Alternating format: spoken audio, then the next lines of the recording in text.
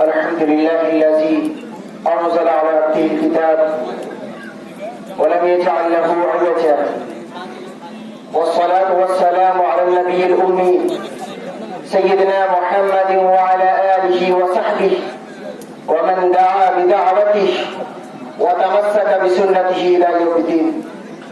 أما بعد، أيها الجمع الكريم، إن هذا الكون الذي نعيش ونقضي فيه حياتنا الفانية المستعارة سيفنى ويهلك في يوم من الأيام، وتفقد كل ذرة من ذرات الكون وجودها حتى تصبح الدنيا هباء منثورا، وتقوم الساعة ويقوم الحشر. نتيجة لذلك تبرز الآخرة وتأتي مرحلتها، ويبعث الله من في القبور فيخرجون من الأجداث كأنهم جراد منتشر، ويقومون أمام الله تبارك وتعالى في ساحة الحشر للحساب. يوم يحشر الناس ذاهلة عقولهم شاخصة أبصارهم عارية أجسامهم حافية أقدامهم، لا ينفع مال ولا بنون إلا من أتى الله بقلب سليم. يوم يحشر الناس على 3 أصناف: صنف مشاة، وصنف ركبانا، وصنف يمشون على وجوههم. يوم تكون السماء كالمهل وتكون الجبال كالعهن، وهو السوق المنفوش. هناك ليل ولا نهار ولا قمر ولا شمس، قد كورت الشمس وانكدرت النجوم وخشعت الأصوات للرحمن وعنت الوجوه للحي القيوم، وتنصب الموازين لوزن الأعمال والحساب.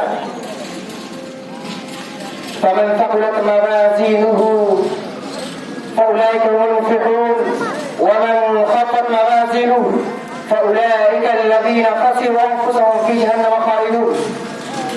سادتي وإخواني، وفي مثل هذا الجو السائد يحاسب الله عباده أعمالهم التي عملوا في الدنيا، ويسأل عن نعمه التي أغدقها عليهم، التي أنعم عليهم، وشكروا الله على فضله وكرمه ونعمه ومننه، واستخدموها استخداما يجدر بها، وأدوا حقوق الله ورسوله وحقوق العباد جميعا، وعاملوهم معاملة الرحمة والرأفة والحنان والشفقة والمودة والمحبة، وعبدوا الله حق عبادته، وقضوا حياتهم الفانية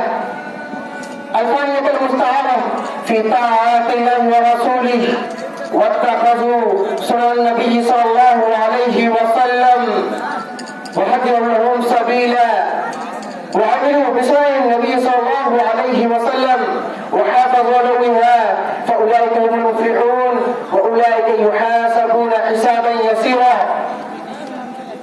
أيها الإخوة، وعلى كل إن قيام الحشر وإن حساب الله من عباده حق، هذا هو إيماننا وهذه هي عقيدتنا. إذن ينبغي لنا أن نعبد الله مع هذه العقيدة والإيمان. والسلام عليكم ورحمة الله وبركاته.